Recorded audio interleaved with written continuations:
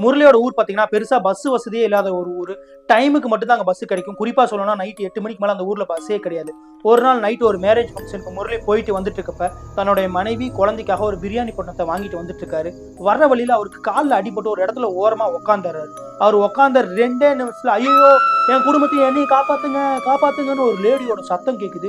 அவர் அங்கே எங்கேயும் சுத்தி பார்த்துட்டு எங்கடா சத்தம் கேட்குதுன்னு சொல்லி ஒரு 200 மீட்டர் நடந்து போய் பாக்குறாரு. அந்த சத்தம் நின்று போயிருது. ஆனா அவருக்கு பின்னாடி யாரோ போற மாதிரி எல்லாம் சத்தம் கேட்குது. உடனே அவர் அப்படி மெதுவா திரும்பி பாக்குறாரு.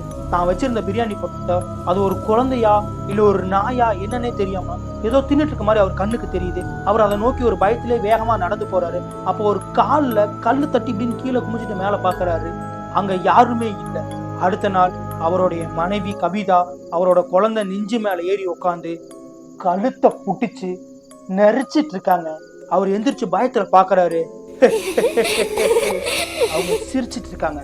இதோட ஃபுல் கதை பார்க்கணும்னா நம்ம சேனல்ல வீடியோக்கு போய் மறக்காம பாருங்க.